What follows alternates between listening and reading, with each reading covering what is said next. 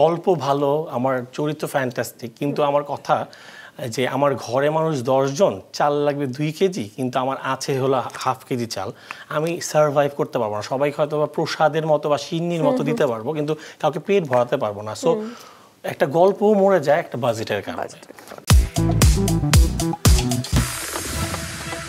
দর্শক, এবারের পর্ব আড্ডাবাজি। আজ হট সিটে আমরা আমন্ত্রণ জানিয়েছি একজন চিত্রনায়ককে। তার অভিনীত প্রথম সিনেমা দেশা দ্য লিডার মুক্তি পেয়েছিল 2014 সালের 26 ডিসেম্বর। প্রথম সিনেমাতেই নাম ভূমিকায় অভিনয় করে নজর কেড়েছিলেন তিনি। তার নাম শিপন মিত্র। সম্প্রতি তার হাতেই রয়েছে বেশ কিছু আকর্ষণীয় সিনেমা আর নতুন কাজের প্রসঙ্গ ধরেই আজকে আমরা তার সাথে কথা বলবো। তবে তার আগে একটি গান তো গাইতেই হবে, কারণ আজ 25 নভেম্বর চিত্রনায়ক শিপন মিত্রের জন্মদিন। চলুন আমরা উইশ করি। Happy birthday to you, happy birthday to you, happy birthday dear Shipon Mitra, happy birthday to you. Thank you so much, thank you. আমি রিয়েলি অনেক গ্ল্যাড যে এত সুন্দর একটা আয়োজন আমার বার্থডে দিন আমাকে ইনভাইট করা হচ্ছিল। রিয়েলি মানে এটা আমার জন্য গ্রেটফুল। আপনাকে পেয়েও সত্যি খুবই ভালো লাগছে। বার্থডের দিন আমি জানি আমরা যতই বড় হই আমাদের অনেক কিছু নিয়ে এঙ্গেজমেন্ট থাকে, ওই ফ্যামিলি আসে, ফ্রেন্ডস আসে, সবাই মিলে। আপনার এই দিনটা কেমন কাটে একটু শুনি। আমার দিনটা খুবই নর্মাল সবসময়। আগে করে আমি চেষ্টা করি খুব সিম্পলি থাকার বা সিম্পলি একটা দিনটা কাটাতে, কারণ আমার মনে হয় যে বার্থডেটা খুশির না, আসলে আমার টাইম শেষ হয়ে যাচ্ছে। সো আমি সামনের দিকে যাচ্ছি, কতদিন জানি না কার হায়াত আছে। সো যত দিনই আছে যেহেতু জানি না, এমন হচ্ছে যে আমার লাইফ শেষ হয়ে যাচ্ছে। সো বাট ট্রু যে আমাকে আমার friends circle, friends, family and আমাদের কলিগস, ইভেন যারাই আছে আমার ফ্যান্স ফলোয়ার, সবাই প্রচণ্ড পরিমাণে উইশ করে। তারা আমাকে যে ভালোবাসাটা দেয় 2-3 দিন আগের থেকে শুরু হয়ে যায় বা চলতে থাকে। এইটা একটা অন্যরকম ফিলিং আসলে, যে আমাকে সবাই মনে করে আমাকে উইশ করছে, আমার জন্য প্রার্থনা করছে। সো এটা একটা অনেক বড় পাওয়া। কথা বলে মেয়েদের বয়স জানতে নাই, তাহলে সেই অর্থে ছেলেদের বয়স বলতে তো নিশ্চয়ই কোনো বাধা নেই। আমি যতদূর জানি আপনি 38 পূর্ণ করলেন, ঠিক বলেছি? একদম পারফেক্ট। ওকে, এই 38টা বছর কেমন কাটলো জীবনের? আসলে মানুষের জীবনটাই তো মনে একদম ঝাল টক মিষ্টিতে ভরা। সো আসলে এক একটা টার্ম এক এক রকম। আমার মনে হয় শৈশবকালটা একদমই সবসময় বেস্ট থাকে। শৈশবের পর যদি শৈশব plus school life, this is the best time আমি বলবো। তখন কোনো টেনশন ছিল না, চিল। সো কোনো বাইন্ডিংস ছিল না, কোনো দায়বদ্ধতা ছিল না, কোনো কর্তব্য ছিল না। আর যেহেতু আমি ছোটোবেলায় 2001-এ আমার বাবাকে হারিয়েছি, আমি তখন ক্লাস 9-এ পড়ি। সো ওই তখন থেকে একটা জার্নি শুরু, একটা আমি বলবো 2007, 8, 9 পর্যন্ত আমার একটা লম্বা জার্নি গেছে। সো ওই জার্নিটা আমি বলবো এটা আমার জন্য ভালো। তখন যদি আমি ওই প্রেশারটা না পেতাম, তাহলে হয়তো আজকে আমি যতটুকুই মানে সাকসেস হয়েছে আমার জায়গা থেকে অতটুকু হতাম না। তারপর তো আসলে যখন একটা নিজেকে গুছিয়ে ফেলার পর কাজ শুরু করা বা নিজের ক্রিয়েশন দেখানো, ওইখান থেকে বলবো আমি আমার জায়গা থেকে সাকসেস হচ্ছিলাম, ভালো লাগছিলো, কাজের জায়গায় ভালোবাসছিলাম। তারপর তো কীভাবে ফিল্মে চলে আসলাম। ফিল্মে আসার পর থ্যাঙ্কস টু গড যে আমাকে ওই মানে সেই ফ্লোরটা, প্ল্যাটফর্মটা করে দিয়েছে। ইভেন দর্শকরা আমাকে রিসিভ করেছে, এখনও তারা ভালোবাসছে। আর এইটা আসলে সবচেয়ে এক্সপেন্সিভ জিনিস, মানুষের ভালোবাসা পাওয়া। সো আমি বলবো যেহেতু আমাকে সবাই ভালোবাসে, সো আমি অনেক ভালো আছি। তবু থাকে না, বার্থডে নিয়ে প্রত্যেকটা মানুষেরই অনেক ইমোশন থাকে। জীবনের এই অধ্যায় পর্যন্ত সবচেয়ে স্মরণীয় বার্থডে কবে ছিল, কি করেছিলেন? স্মরণীয় বার্থডে আসলে বলবো যে আমার স্কুল লাইফের বার্থডেগুলো আমি খুব মিস করি, কারণ আমার ছোটোবেলা থেকে ওই ট্রেন্ডটা ছিল। আমাদের স্কুলের সব ফ্রেন্ডরা মিলে তখনকার সময় টিফিনের টাকা জমিয়ে আমরা 1 মাস থেকে প্ল্যান করতাম কার বার্থডে, মানে যার বার্থডে শুধু ও খরচ করতো না, সবাই করতো। মানে ওই যে ওই ইমোশনসগুলো, তখন হয়তো একটা 5 টাকাতে আমরা একটা কার্ড পেতাম, বা ওই যে আমাদের তখনকার টম অ্যান্ড জেরি, মিকি মাউসের দিত কার্ড, তারপর প্যাড দিত, মানে অনেক রকম গিফট ছিল। আর্চিস হলমার্ক তো তখনকার সময় ইউনিক একটা থিং, মানে বার্থডে মানে আর্চিস হলমার্ক একটা কার্ড বা একটা গিফট। সো ওই সময়কার বার্থডেটা আসলে ছিল কি এক্সাইটেড, মানে আমি আরও প্ল্যান করতাম কবে 25 তারিখ আসবে, কবে 25 তারিখ আসবে, এই ব্যাপারটা ছিল। আর তারপর অ্যাকচুয়ালি হয় যেটা, একটা ফ্যামিলির যখন একটা বটবৃক্ষ মারা যায় তখন অ্যাকচুয়ালি অনেক আসে। তারপর থেকে বাবা মারা যাওয়ার পর থেকে সবাই আমাকে অনেক ভালোবাসে, সবাই উইশ করে, আমার ভালো সময়ও কেটেছে, প্রত্যেকটা বার্থডেই ভালো যায়। বাট তারপরেও মানে যেটা হয় আর কি। সো বার্থডেতে কি উপহার পেলে নাওয়াডেজ বেশি খুশি হন? এখন আসলে হয় কি, মানে হ্যাঁ একটা সময় খুব মানে একটা টাইমও গেছে, মানে বলতাম কিছু লাগবে না, বাট গিফট সবসময়, উপহার সবসময় সবার কাছে ভালো লাগা। এখন আসলে এক্সপেকটেশন থাকে যে মানুষের দোয়া এবং মানুষের ভালোবাসাটা যদি থাকে আমার মনে হয় সব কিছুই আর্ন করা যায়। সো সবাই তো ভালোবেসে যা দেয় অফকোর্স এটা আমার জন্য কি বলবো এটাকে ভালো লাগার বিষয়, বাট আসলে এখন ওইভাবে কারো এক্সপেক্ট করি না। বয়স এতটা বেরিয়ে যাচ্ছে, এখন মনে হচ্ছে যে মানুষকে দিতে ভালো লাগে, দিতে পারলে ভালো লাগে। আর বার্থডে মানে এই সেলিব্রেশন মানে তো জম্পেশ খাওয়া দাওয়া, এত আদরের ছেলে কি কি খেতে ভালোবাসে বার্থডেতে? আমি যেহেতু পুরান ঢাকার ছেলে এবং আমার জন্ম ওল্ড টাউনে, সো আমি অনেক ফুডি ইভেন আমি যে কোনো খাবারই খুব স্বাদ করে খাই। আর আমি আসলে একটু স্পাইসি আর একটু মশলা জাতীয় খাবারই পছন্দ করি। পুরান ঢাকার ছেলেরা নাকি ব্রেকফাস্ট লাঞ্চ ডিনার সবই কাচ্চি বিরিয়ানি এগুলো দিয়ে করে এটা আবার আমি না, বাট আমাকে একটু স্পাইসি খাবার ভালো লাগে, মশলা জাতীয় খাবার ভালো লাগে। মিষ্টিটা লাইক করি, মিষ্টিটা ডিফারেন্ট ভাবে, বাট মিষ্টি থেকে ঝাল স্পাইসি বা একটু মশলা রিলেটেড, বাট জানি এটা অ্যাসিডিটি হবে, but my favourite acidity food. Okay, এবার কাজের প্রসঙ্গে তো আসতেই চাই। সিনেমাতে অনেকদিন ধরে মিস করছি, তবে আমরা শুনতে পাচ্ছি সাদেক সিদ্দিকী পরিচালিত একটি সিনেমাতে আপনাকে দেখতে চলেছে এবং সেটা অবশ্যই সাহিত্য নির্ভর, দেনা পাওনা, কবিগুরু রবীন্দ্রনাথ ঠাকুরের। এখানে যদ্দূর শুনেছি আপনাকে একজন জমিদার পুত্রের চরিত্রে দেখবো যিনি কিনা কলকাতায় ম্যাজিস্ট্রেসি করেন এবং সেই ধরনের চরিত্রে আপনাকে পাবো। একটু ডিটেলস জানবো। এটা অ্যাকচুয়ালি রবীন্দ্রনাথ ঠাকুরের ছোট গল্প থেকে নেওয়া, আর এটা একটা আমাদের অনুদানের সিনেমা। আমার ডিরেক্টরের নাম সাদেক সিদ্দিকী। আর এটা অ্যাকচুয়ালি অনুদান যখন জমা দেয় তখনই বেসিক্যালি বলেই দিয়েছিল যে আইদার আমি বা ইমন ভাইয়ের নাম দেওয়া হয়েছে। আর এটা আসলে বেসিক্যালি ইমন ভাইয়েরই করার কথা, সত্যি কথা বলছি, মানে আমি সত্যি কথা বলতে পছন্দ করি। ইমন ভাই আসলে যেহেতু দেশের বাইরে সে আসতে পারছে না, শিডিউল মিলছে না এবং ওনাদের সব কিছু তো অনুদানের একটা টাইম থাকে, তখন আমাকে সাদেক ভাই বললেন, মানে সাদেক সিদ্দিকী স্যার স্যার বললেন যে ডাইরেক্ট বলো যে তোমার নামটাও ছিল, ইমনের নামটা ছিল, বাট আমি ইমনকে দিয়ে শুরু করতে চেয়েছিলাম কিন্তু ও তো শিডিউল দিতে পারছে না, এখন তো সেকেন্ড অপশনই আসলে তুমি, আর তুমি কি কাজটা করবে কেন? আর এমন একটা সাবজেক্ট রবীন্দ্রনাথ ঠাকুর প্লাস অনুদান প্লাস আমার কোয়ার্টিস অবশ্যই ভালো বলবো, প্রভা খুব ভালো অ্যাক্টিং করে, আর সব মিলে এরকম চরিত্রে কাজ করতে পারলে নিজের কাছেও ভালো লাগে। সো সব মিলে তো গল্প সবাই মোটামুটি যারা পড়েছে জানে, আর ওই গল্পে নিজেকে আমি সেইভাবে উপস্থাপনা করবো, সেটা আমার জন্য একটা এক্সাইটমেন্ট প্লাস চ্যালেঞ্জ বলবো। এটা তো আমরা যখন স্কুলে ছিলাম সেটা তো পাঠ্য হিসেবে আমরা পড়েছি, কিন্তু আমি যদি এর নেপথ্যের গল্পটা একটুখানি বলতে চাই। যদ্দূর জানি এটা কবিগুরু রবীন্দ্রনাথ ঠাকুরের একটা ছোট গল্প এবং যেটা হিতবাদী পত্রিকায় 1891 সালে প্রকাশিত হয়। পরবর্তীতেও গল্পগুচ্ছতে তো ছিলই। এমনি থেকে পড়া হয়েছে দেনা পাওনা? আমি একচুয়ালি সত্যি বলতে তখন পড়া হয়নি, বাট আমি তো এখন স্ক্রিপ্টের জন্য পুরো গল্পটাই পড়া হয়েছে। বাট মানে আমার তো মনে হয় রবীন্দ্রনাথ ঠাকুর, কাজী নজরুল বা আমাদের হুমায়ুন স্যার, মানে এই নামগুলো তো আমাদের মধ্যে একটা ইমোশন কাজ করে বা একটা এক্সাইটমেন্টও কাজ করে। সো একই নামে তো শরৎচন্দ্র চট্টোপাধ্যায়েরও একটা উপন্যাস রয়েছে দেনা পাওনা। ফটোশুটের সময় বা লুক সেটের সময় এই লুক নিয়ে যে এক্সপেরিমেন্টগুলো হয়, ঐতিহাসিক চরিত্রগুলোর এই যে লুক নেয়া, সেইটা নিয়ে আপনার ইমোশন কতটা কাজ করে? বিকজ সাহিত্যভিত্তিক চরিত্রের প্রতি কিন্তু আমাদের বাঙালিদের একটা আবেগ থাকে, আপনার ক্ষেত্রে সেটা কি? আমার তো যেমন আমি যেমন এটা আমি মানে সাদেক স্যারের কাছে আমি রিকোয়েস্ট করছি এবং অফকোর্স আমাকে সেই ফ্লোরটা দিয়েছে। আমার যেমন অ্যাকচুয়ালি গত মাসেই আমার মানে এই মাসেই কাজটা শুরু হওয়ার কথা ছিল। বেসিক্যালি আমি একটা কারণেই করিনি, অনলি ফর মাই লুক, কারণ আমার এখানে আমার কিছু শিডিউল দেওয়া, ওইখানে তো আমি লুকটা চেঞ্জ করতে পারবো না। আর যেটা ওটা 100 বছর বা 150 বছর পুরনো একটা গল্প দেখাবে, সো আমি তো চাইলেও আমি মডার্ন ভাবে আসতে পারবো না।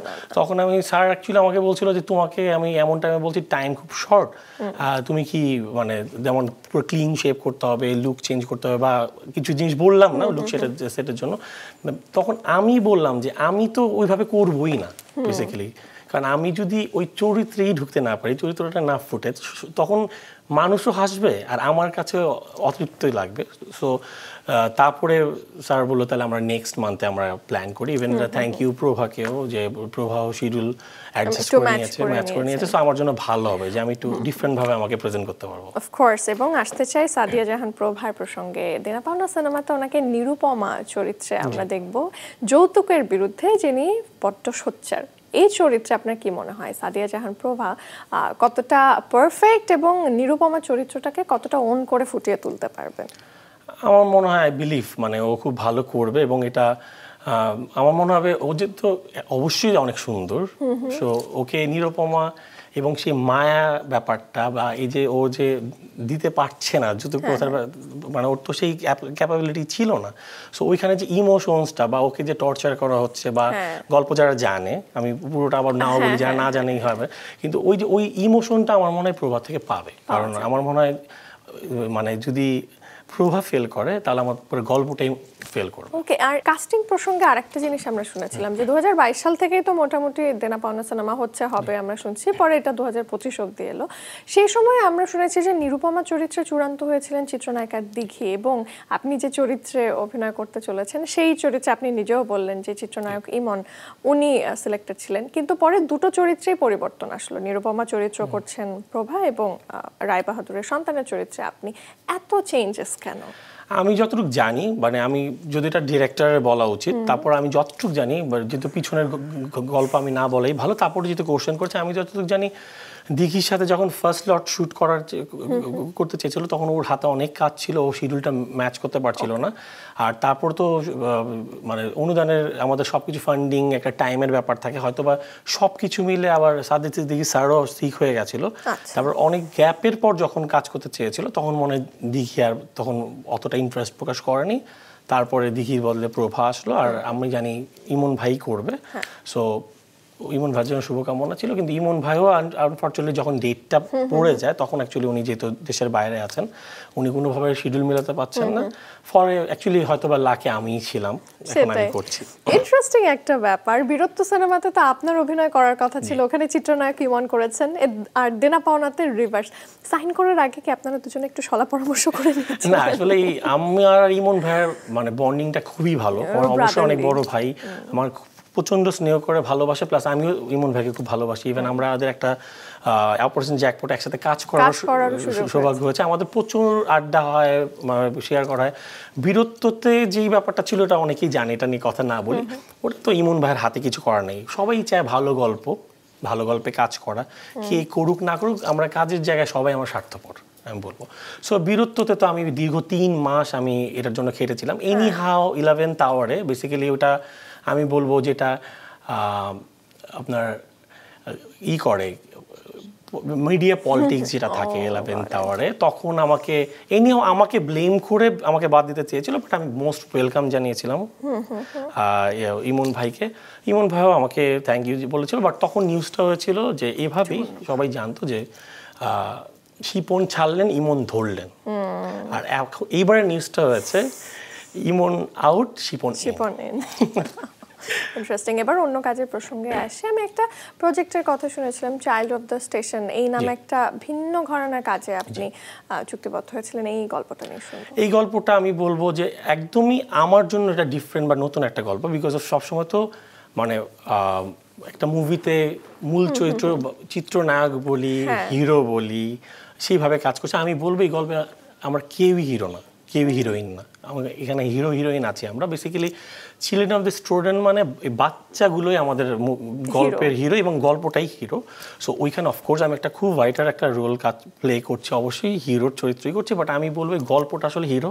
আর বাচ্চাদের ইমোশনস এবং বাচ্চাদের যেহেতু বুঝাই যায় না যে স্টেশনের বা পথ শিশুদের নিয়ে একটা ইমোশনালি একটা পার্ট আছে ওইখানে। যেমন আমার চরিত্রটা হলো আমি একটা ডক্টর থাকি, সো ডক্টর একটা চরিত্রে কাজ করছি, ওইখানে অনেক 2টা চেঞ্জেস আছে যেটা শিপন কীভাবে কেউ দেখে নাই। আর আমার মনে হচ্ছে এটা আমার জন্য চ্যালেঞ্জ কেন, বিকজ সবসময় তো আমি একটু লাইক হিরো হিরোইন গ্ল্যামার বা আর্ট করলেও ওখানের মধ্যে প্রেম ভালোবাসাটা ছিল, এটা প্রেম ভালোবাসার বাইরের একটা গল্প। এবার আসতে চাই ন্যাচারালি বিবর প্রসঙ্গে, কারণ আমরা অফ ক্যামেরা গল্প করছিলাম আর মাত্র 2 দিন বাদে যত জানি আপনি শুটিংয়ে চলে যাচ্ছেন। নামটা ভারী সুন্দর। এখন শিপন মিত্র যখন কোনো সিনেমার প্রপোজাল পায় এবং সেটা যখন সাইন করে, কোন কোন বিষয় তার মাথায় খুবই গুরুত্ব রাখে? আমার কিছু কিছু ভুল তো সবারই হয়, আবার কিছু কিছু সব জেনে শুনেও ব্যাটে বলে মিলে না, বা অনেক রকম প্রবলেম হয় আমাদের ইন্ডাস্ট্রিতে, বা মনে হয় সব ইন্ডাস্ট্রিতে হয়। বাট আমি প্রথম থেকেই, আমার প্রথম সিনেমা থেকেও যদি বলি, আমি চেষ্টা করেছি সবসময় গল্পটা আগে শুনতে, এবং যেই গল্পটা আমার কাছে ভালো লেগেছে, শুধু ভালো লাগলে হবে না, ওই গল্পে আমার চরিত্রটাকে আমি ক্যারি করতে পারবো কিনা। সবসময় এই জিনিসটা সবসময় বরাবর আমি এটার দিকে নজর দিই। আর তারপর তো আনুষঙ্গিক অনেক কিছু থাকে, কারণ গল্প ভালো, আমার চরিত্র ফ্যান্টাস্টিক, কিন্তু আমার কথা যে আমার ঘরে মানুষ 10 জন, চাল লাগবে 2 কেজি, কিন্তু আমার আছে হলো হাফ কেজি চাল, আমি সার্ভাইভ করতে পারবো না। সবাইকে হয়তো বা প্রসাদের মতো বা সিন্নির মতো দিতে পারবো, কিন্তু কাউকে পেট ভরাতে পারবো না। সো একটা গল্পও মরে যায় একটা বাজেটের কারণে। সো সব ঠিক আছে, বাজেট ঠিক নেই, বাজেট ঠিক আছে, কোয়ার্টিস্ট ঠিক নেই, কোয়ার্টিস্ট ঠিক আছে, আসলে ম্যানেজমেন্ট ঠিক নেই। তারপরে আমার ক্ষেত্রে অনেক, আমি 2-3-4টা প্রজেক্ট, অনেক ভুল প্রজেক্ট করেছি, যেটা মানে পরবর্তীতে মনে হচ্ছে সাফার করেছি। আবার এখন আমি আসলে বেসিক্যালি গল্পটা আগে দেখি, ইভেন ওটা আমার আমি এটাকে ফার্স্ট প্রায়োরিটি, তারপর ওটা ওই ক্যারেক্টারটা আমি ক্যারি করতে পারবো কিনা। আর অবশ্যই এখন আগে আমি সত্যি কথা প্রথম দিকে বলতাম যে আগে ভাবতাম যে বাংলাদেশ তো একটু গ্ল্যামার পছন্দ করে, যে হিরোইন অবশ্যই ভালো হবে, বাট আমাদের অনেক ডিরেক্টর প্রডিউসার আসলে মুভি বানায় মুভির জন্য না, হয়তো বা অন্য কোন আর্টিস্টদের জন্যই। তখন কিছু জায়গায় ঢাকাকে এখন আমার মনে হচ্ছে আমার আর্টিস্ট সিলেকশনটা তো আমার হাত দেওয়া উচিত। আগে আমি বলতাম যে আপনি গল্পের প্রবলেম যাকে দিবেন নেন, আমার কোনো যায় আসে না, কিন্তু এখন আমার আসলে যায় আসে।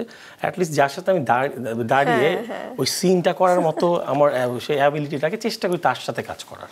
অফকোর্স। চিত্রনায়িকা বুবলির সাথে আপনি পিনিক সিনেমাতেও কাজ করেছেন, আর জাস্ট 20 নভেম্বর তো ওনার বার্থডে ছিল। সহশিল্পী হিসেবে বুবলিকে কিভাবে দেখেছেন? বুবলি আপুকে আসলে আমার প্রথম থেকে খুব ভালো লাগে। আমার আসলে এভাবে কাজ করা হয়নি, সবসময় দেখা হলে উনি তো সবার সাথেই খুব অমায়িকভাবে ব্যবহার করে এবং ভালো মানুষ।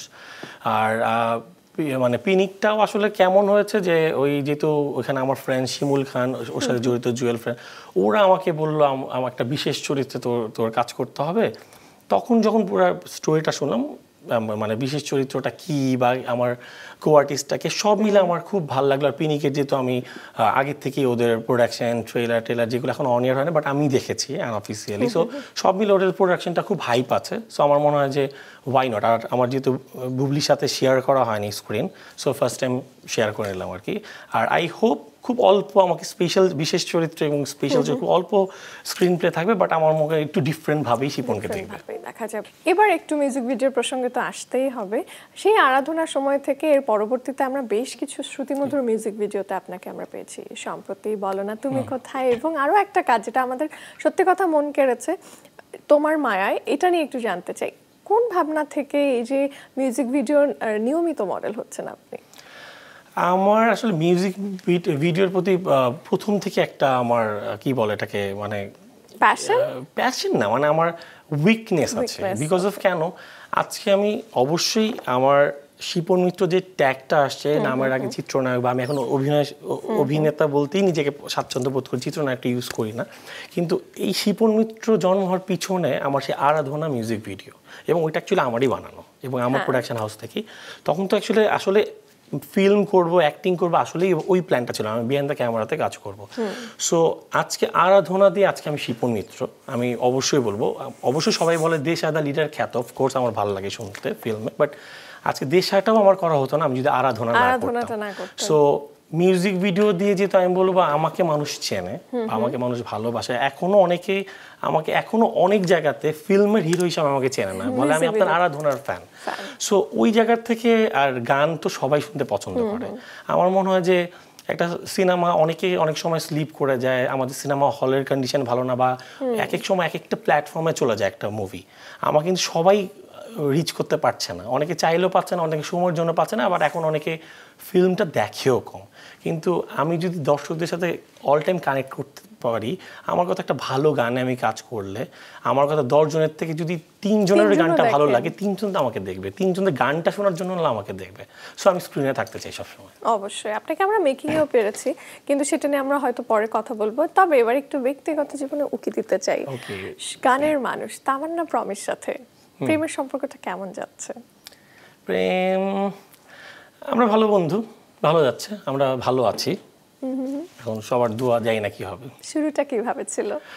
শুরুটা ও তো আমার আসলে অনেক পুরনো ফ্রেন্ড, আমরা প্লাস কলিগ, আমরা অনেক আগে থেকে আমরা একটা সংগঠন একসাথে ছিলাম, আমাদের ফ্রেন্ডশিপটা অনেক আগে, আমাদের নর্মালি একটা ভালো লাগা ফ্রেন্ডশিপটা ছিল। আর তারপরে আসলে যেহেতু বয়স তো সামনের দিকে যাচ্ছে, আর অ্যাকচুয়ালি কখন কার ভালো লেগে যায় এটাকে বলা যায় না। অফকোর্স আমার ওকে ভালো লাগে, ও আমাকে ভালোবাসে। সো আমরা ভালো আছি এখন ভালো থাকাটাও তো অ্যাকচুয়ালি এটা সৃষ্টিকর্তার উপরে করে বাট সবাই যদি দোয়া করে আর আমাদের যদি ইচ্ছা থাকে হয়তো ভালো এই জার্নিটা ভালোই যাবে অফকোর্স আমরাও চাই ভালোই যাক কিন্তু শিপন মিত্র ছোটবেলা থেকে নাকি চিরকুমার থাকতে চাইতো এখন কি এই ভাবনাটা বদলেছে এটা ট্রু আমি চিরকুমার থাকতে চাইতাম এখনো চাই কিন্তু মনে হচ্ছে যে লাইফে কিছু একটা জিনিস স্যাক্রিফাইস করতে হতে পারে সবকিছু তো মানুষ পায় না এবারে আসতে চাই দেশ আদা লিডার প্রসঙ্গে এই যে যেমনটা বললেন যে যখন মানুষ বলে দেশ আদা লিডার খ্যাত শিপন মিত্র ভালো লাগারই জায়গা কারণ আপনার অভিনীত প্রথম সিনেমা এবং আমার যতদূর মনে আছে 2014 সালের 14ই জানুয়ারি শুভ মুহূর্ত হয়েছিল এই সিনেমার সেই সময়কার গল্প একটু শুনতে চাই বিকজ ওই একই বছর 26 ডিসেম্বর মুক্তি পেয়েছিল এই সিনেমাটা দেখতে দেখতে এতগুলো বছর চলে গেল তো সেই হিসাবে বর্তমানে আপনি ক্যারিয়ার নিয়ে যে জায়গাটাতে রয়েছেন আপনি কতটা সন্তুষ্ট সন্তুষ্ট আমার মনে কোনো আর্টিস্টই একদম মৃত্যু আগ পর্যন্ত সন্তুষ্ট হয় না আর প্রাপ্তির জায়গাটা তো অনেক বড় আর আর্টিস্টরা আসলে প্রাপ্তি মানে আমাদের এই খিদেটা মনে কখনো মিটবে না এবং সে যারাই আছেন এবং লিজেন্ড যারা আছেন আমাদের সিনিয়র যারা আছেন বা নতুন যারা আছেন আমার প্রত্যেকটা মানুষেরই এই জায়গায় এই তৃপ্তিটা কখনো মনে হয় ফুলফিল হবে না বাট হ্যাঁ এটা ট্রু আমার দেশ আদা লিডারটা আমি যদি বলি তখন কিন্তু আমার একটা টার্গেট ছিল যে প্রথম তো মুভি করবো না আসলে এরকম প্ল্যান ছিল দেশ আদা লিডারের গল্প শোনার পর বেসিক্যালি আমি কিন্তু জানতাম না আমি দেশ আদা লিডার আমি অ্যাজ এ হিরো হিসাবে আমি গল্পটা শুনছি সৈকত নাসির ভাই আমি অনেকবার বলেছি সৈকত নাসির ভাই আমাকে একদিন ডেকেছে তখন তো আমার ব্ল্যাক পেপার প্রোডাকশন আমার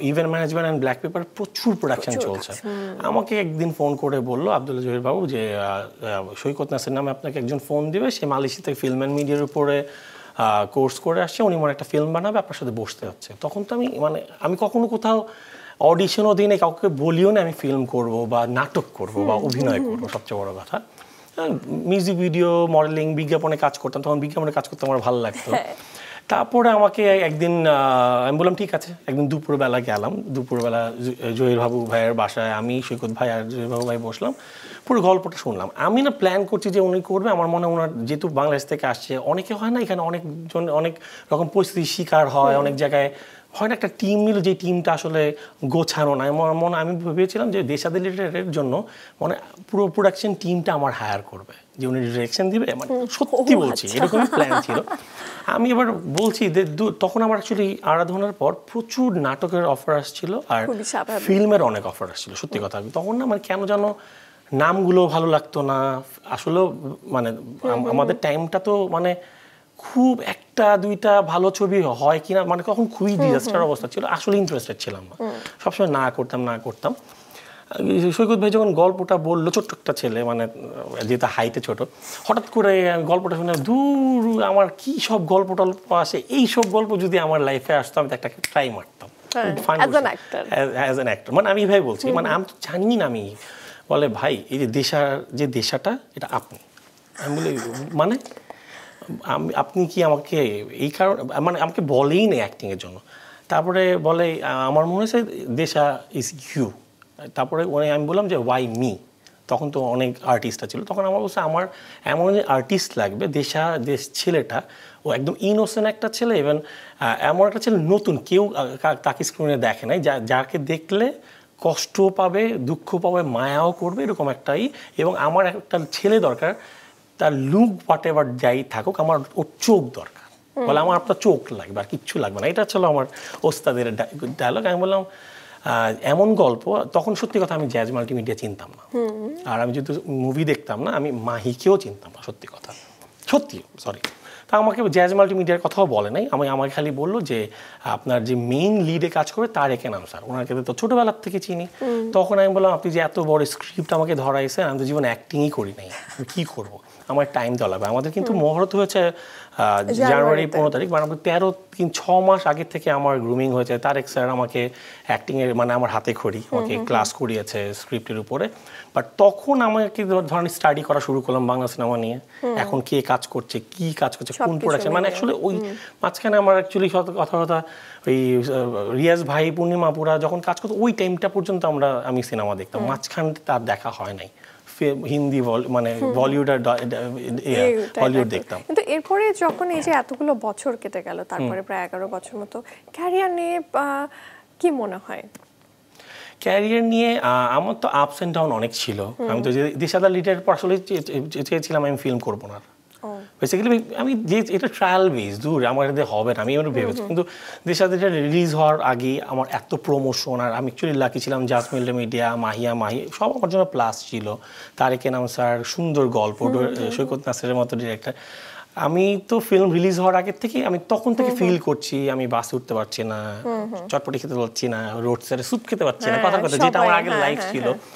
তারপরে বিভিন্ন জায়গাতে দেখা যাচ্ছে তখন তো সেলফি ছিল না, ভাই আপনাকে চিনি, ভাই ছবি তুল, মানে তখন থেকে না এই ভালো লাগা ভালোবাসা, যখন নিজেকে ফার্স্ট টাইম ফুল স্ক্রিনে দেখলাম একটা খুব মানে লোভ জমায় গেল, আমি এখানেই থাকবো, আমি এখানেই কাজ করবো। এক্স্যাক্টলি। এবার একটু যদি আমরা মানে বর্তমানে সিনেমার হাল হকিকত দেখি, যে অনেক দর্শক যাচ্ছেন, তবে যতগুলো সিনেমা রিলিজ হচ্ছে প্রত্যেক বছর তার মধ্যে হাতে কোনো অল্প কিছুই আসলে লগ্নি তুলে আনতে পারছে, লাভের মুখ দেখতে পাচ্ছে। এটা নিয়ে আসলে মানে আপনার কি বলার রয়েছে, যে এটা থেকে পরিত্রাণের উপায়টা কি হতে পারে? আমি যতটুকু, যেহেতু মার্কেটিং স্টুডেন্ট প্লাস আমি যেহেতু ফিল্মে আছি এবং ফিল্মটা নিয়ে ঘিরে বাঁচতে চাই, সো আমি যতটুকু স্টাডি করেছি এখানে সব কিছুর মানে কম্বিনেশনটা না আমাদের একটা ডিজাস্টার, একটা টাইম যাচ্ছে। নাম্বার ওয়ান হলো আমাদের তো ফিল্মের অবস্থা এমনি খারাপ যাচ্ছিল, তার মধ্যে একটা করোনা গেল আমাদের লাইফ দিয়ে। করোনাতে ফিল্ম ইন্ডাস্ট্রিতে অনেকটা ধসে গেছে, তার মধ্যে আমাদের এখনো দেশের পরিস্থিতিতে একটা চেঞ্জেস আসছে। তাছাড়া আমাদের তো হল মালিকগুলো হল গুটিয়ে ফেলছে, বিকজ তাদের বিজনেস হচ্ছে না। কিন্তু এর আগে কেন হলটা গুটিয়ে ফেলছে, কেন হলে মানুষ যেত না, তারা কিন্তু কখনো খেয়াল করে না। আমাদের হলের পরিবেশ ভালো ছিল না, আমাদের যত পরিমাণ বছরে মুভি দরকার, কথা 52 সপ্তাহে 2টা করে মুভিও যদি রিলিজ হয়, সেক্ষেত্রে আমাদের 104টা মুভি দরকার, মিনিমাম 150 মুভি সেন্সর করা দরকার। আমাদের ওই ভলিউমে মুভি হচ্ছে না, কোয়ালিটি মুভি হচ্ছে না, বা কোয়ালিটি মুভি হলেও আপনি ঢাকা বা বাংলাদেশে 15-16টা হল ছাড়া এখন আপনি কাউকে স্ক্রিনে দিতে পারছেন না। একটা সিনেমা হলে 150 থেকে 250 সিট, কথার কথা একটা হলে, বাংলায় বা ঢাকার বাইরে তো 150 সিট, যেগুলো ভালো সিনেমাগুলো। কিন্তু এখন তো সব জায়গাতে মফস্বল থেকে শুরু করে সবার হাতে ফোন আছে, সবাই এখন স্মার্ট, সবাই শিক্ষিত এখন, এবং সবাই এখন পরিবেশটা বোঝে। সো এখন আর কেউ না ওই পরিবেশে যে মুভি দেখতে চায় না। এখন যেহেতু আমার হলের স্ক্রিনিং হচ্ছে না, মানুষ যাচ্ছে না, ইভেন আমাদের বাজেটগুলো কমে যাচ্ছে, হাতে গোনা 5 থেকে 6টা, আমি মনে বেশি বলছি, মুভি একটু ভালো বাজেটের হচ্ছে, তার মধ্যে 70% আমাদের সাকিব ভাই করছে। অফকোর্স তাও ইন্ডাস্ট্রিটা ধরে রেখেছে, আর বাকি 2-3টা হয়তো বা হচ্ছে, মানে সিয়াম হোক বা যারা কাজ করছে, কিন্তু আমাদের তো সেই বাজেটটাও নেই।